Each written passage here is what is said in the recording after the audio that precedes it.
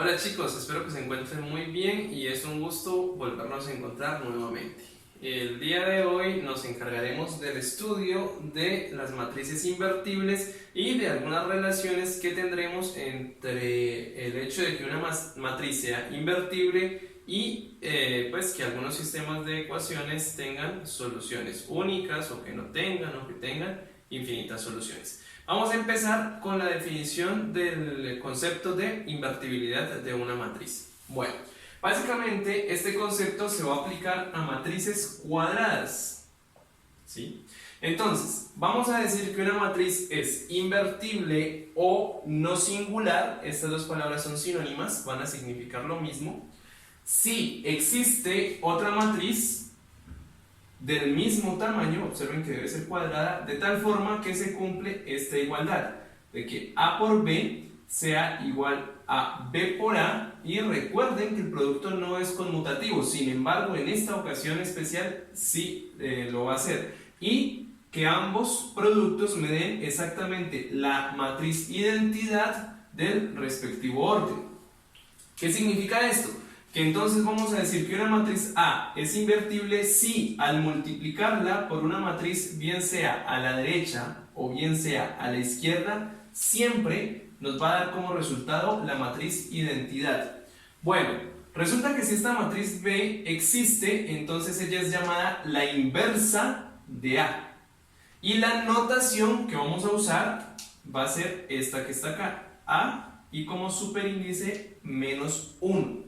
Y aquí hago un énfasis en esta notación. Esto es solo un símbolo, ¿sí? Donde veamos esto, esto va a indicar que vamos a trabajar con la matriz inversa de otra. No significa que vayamos a hacer una división, ni que sea 1 sobre A, ni nada de esas cosas, porque recordemos que la división para matrices no está definida. Simplemente es el símbolo y nos va a identificar a la matriz inversa de A. Bueno. Ahora sí, usando el símbolo adecuado, entonces, ¿qué debe suceder con la matriz inversa de A? Pues que si yo multiplico a A por su matriz inversa, a la derecha me debe dar la matriz identidad de orden n.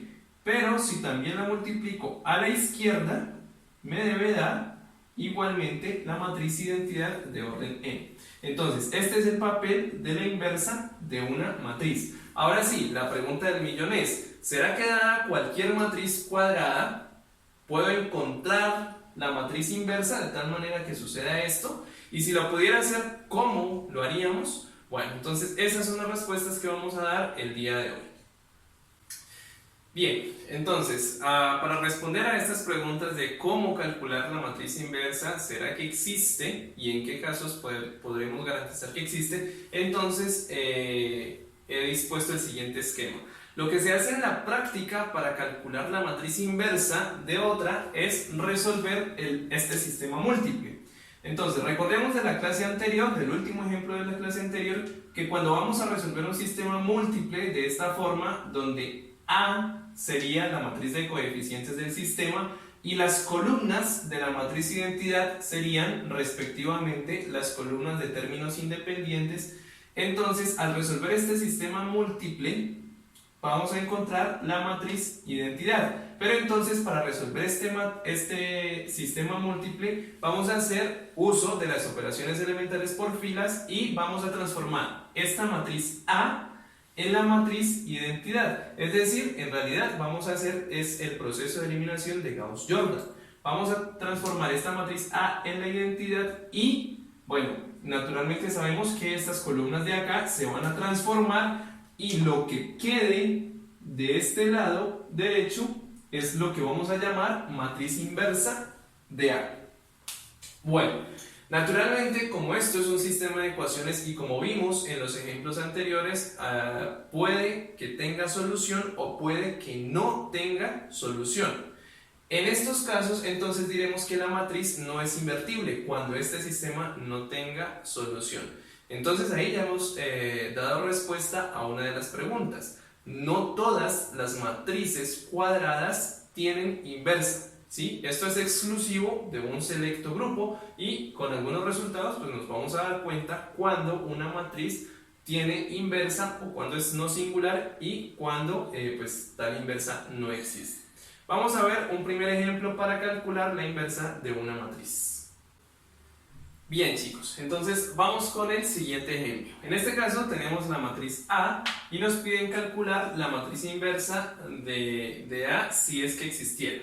Bueno, entonces, lo primero, según lo que expliqué hace un momento, es tener la matriz ampliada del sistema múltiple que debemos resolver. Observen que del lado izquierdo de este sistema ampliado tenemos la matriz A como matriz de coeficientes y del lado derecho tenemos la matriz identidad, en este caso de orden 3 porque estamos trabajando con una matriz de tamaño 3×3. Bueno, entonces lo que sigue es transformar esta matriz A en la matriz identidad y para eso entonces vamos a realizar las operaciones por filas. Bueno, entonces nuevamente el pivote aquí en este caso es 2.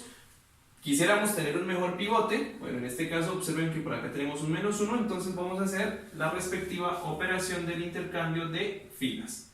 Fila 1 la intercambiamos con la fila 2.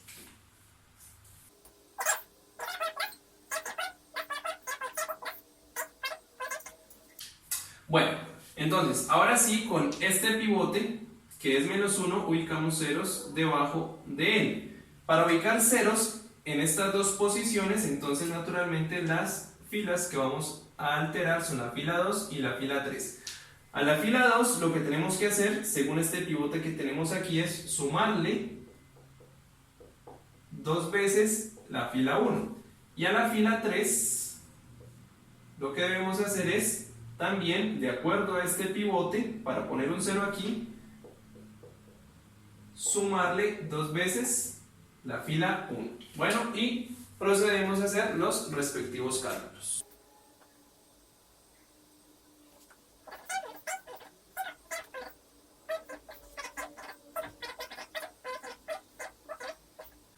Bueno, y una vez que tenemos este sistema, entonces procedemos a ubicar ceros en la siguiente columna. Ahora observe que de la siguiente columna el pivote es 3.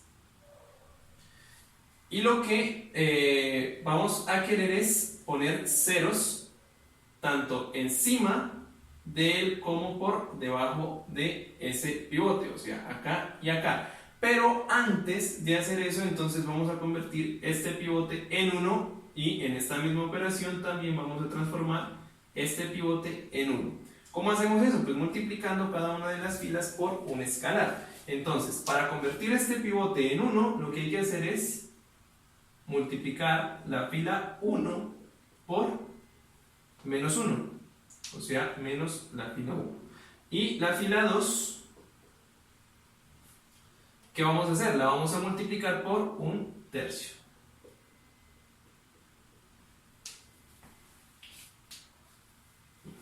Y procedemos a hacer los respectivos cálculos.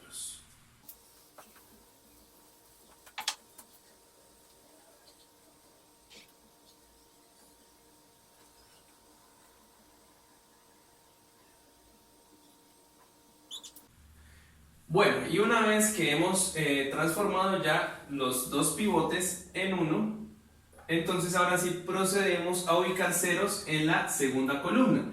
Ceros tanto por encima del pivote como por debajo del pivote, o sea, 0 en esta posición que se encuentra en la fila 1 y 0 en esta posición que se encuentra en la fila 3. Entonces, ¿qué operaciones tendríamos que hacer?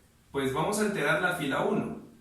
¿Cómo la vamos a alterar? Pues a la fila 1, o sea, este elemento que está aquí, le debemos aplicar alguna operación y esa operación va a tener que ver con este pivote. En realidad observen que lo único que tenemos que hacer es sumar estos dos elementos. O sea que a la fila 1 le vamos a sumar la fila 2. Y ahora acá, para poner un 0 acá debajo de este pivote, entonces a la fila 3 le vamos a asignar la fila 3 menos 5 veces la fila 2 y así podremos obtener este 0 que está aquí y nuevamente procedemos a hacer los respectivos cálculos. Entonces nos queda fila 1 más fila 2 y eso se va a alterar en la fila 1. Entonces 1 más 0, 1, menos 1 más 1, 0, menos 2 más 5 tercios, menos 2 es menos 6 tercios más 5 tercios es menos 1 tercio, 0 más 0, 0, 0 más 1 tercio es 1 tercio, y menos 1 más 2 es menos 1 tercio. Y esa sería la operación para la fila 1, y la fila 2, como no la vamos a alterar, queda igual.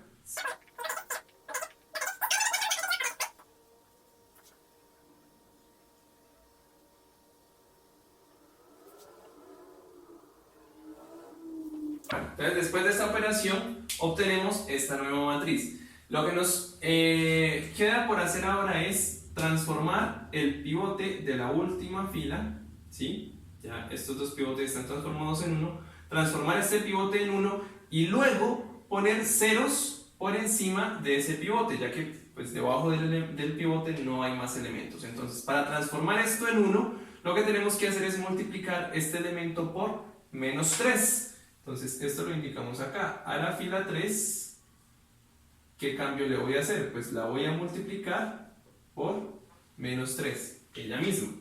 Y obtenemos la siguiente matriz.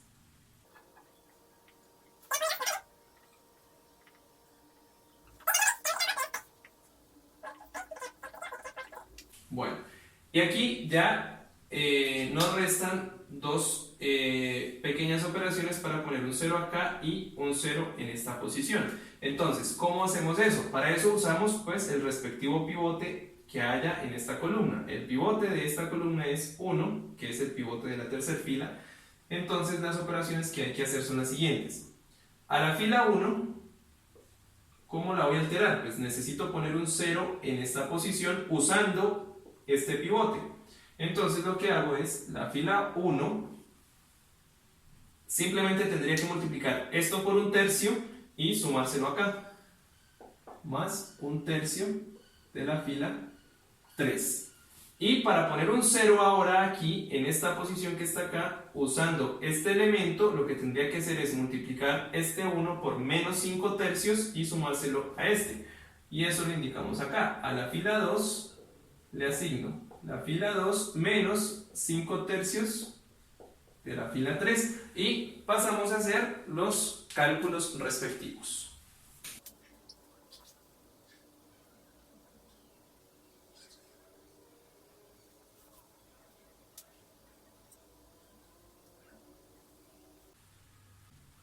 Bien chicos, y después entonces de algunos cálculos, pues habremos llegado a esta matriz que tenemos acá.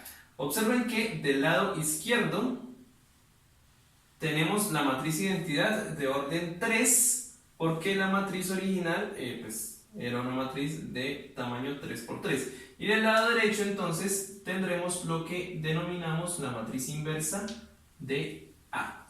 Entonces, en resumidas cuentas, la inversa de A sería la matriz por filas, menos 1, 2, 1. La segunda fila 5, menos 8, menos 6. Y la tercera fila menos 3, 5 y 4.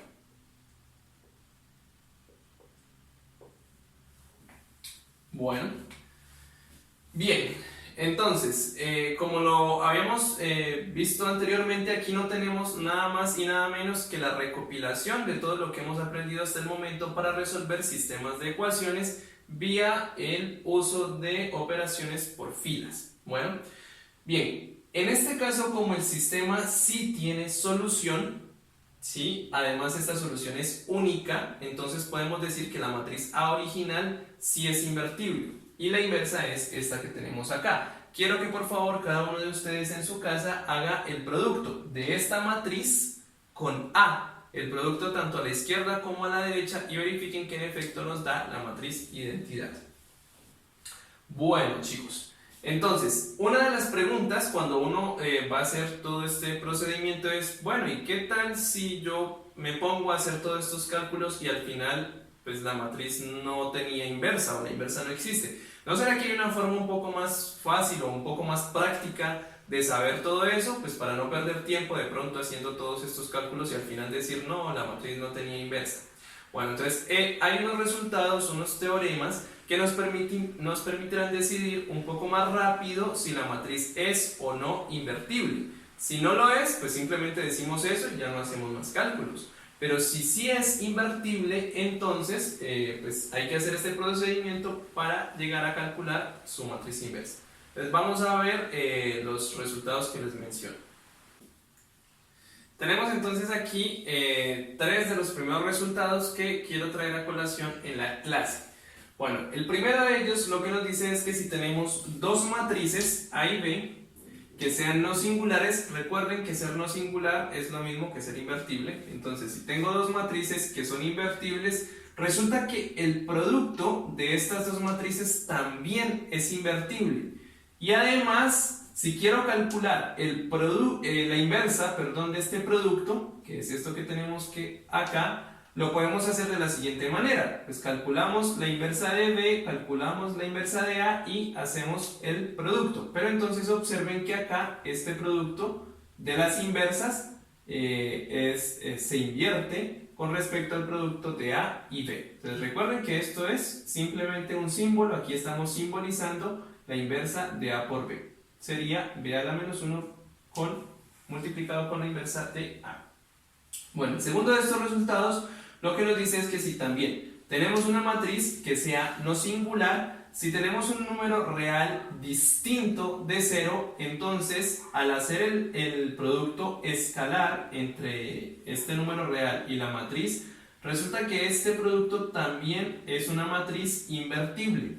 Y para calcular la inversa de esta matriz que tenemos acá, lo único que hacemos es calcular la inversa de A y lo multiplicamos por el inverso multiplicativo del respectivo escalar. Y finalmente, tenemos que si contamos con una matriz invertible, entonces la inversa de la matriz inversa resulta que es exactamente la misma matriz A. ¿Cómo podemos observar esto? ¿Cómo podemos analizar esto? Resulta que si yo tengo la matriz A y es no singular, pues yo voy a calcular su matriz inversa, ¿ok? Hago los respectivos cálculos, etcétera, etcétera, hasta que calculo la inversa. Resulta que esto es una nueva matriz. Y si alguien por ahí nos pregunta, bueno, ¿y cuál es la inversa de esta nueva matriz? Pues resulta que la inversa de esta nueva matriz es la matriz original A. Entonces, esto es básicamente lo que nos dice este resultado. Bueno, y entonces ahora sí vamos a empezar a relacionar todas las cosas que hemos estudiado hasta el momento. Entonces, este último teorema nos garantiza es que si tenemos una matriz, ella va a ser invertible o no singular si y solo si su determinante es distinto de 0. Entonces, digamos que esta es una forma más práctica de saber cuándo la inversa de una matriz va a existir y cuándo no. Simplemente se calcula el determinante de la matriz. Si es distinto de 0, entonces se concluye que sí existe la inversa y se pasa a hacer el procedimiento respectivo. Si es igual a 0 ese determinante, entonces la conclusión va a ser que la matriz no es invertible y pues por lo tanto no vamos a poder calcular su inversa, ¿ok? Bueno, entonces quiero hacer aquí una observación ahora sí relacionando esta temática de la inversa de una matriz con los sistemas de ecuaciones. Bueno, entonces supongamos que tenemos un sistema de ecuaciones en su forma matricial, de la forma A por X igual a B. Recordemos que A es la matriz de coeficientes, B es el vector de términos independientes y X es el vector de incógnitas. Entonces, suponga que A es invertible o no singular. Entonces, ¿qué significa esto? Que A a la menos 1 existe. Y lo que vamos a hacer es a multiplicar al lado izquierdo en ambos términos de la igualdad por A a la menos 1. ¿Qué pasa si yo multiplico esta ecuación por A a la menos 1? O la inversa de A. Pues nos queda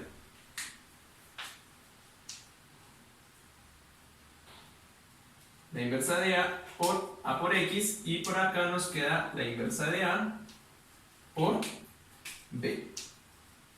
Bueno, ya sabemos que estas operaciones son asociativas, o sea que por acá nos queda la inversa de A por X, y por acá nos queda la inversa de A por B. Y resulta que este producto aquí, por definición, es la matriz identidad de orden n por X, y por acá nos sigue quedando la inversa de A por B. Al multiplicar la identidad por el vector X, pues nos va a dar exactamente el vector X, y por acá nos va a quedar la matriz inversa multiplicada por B.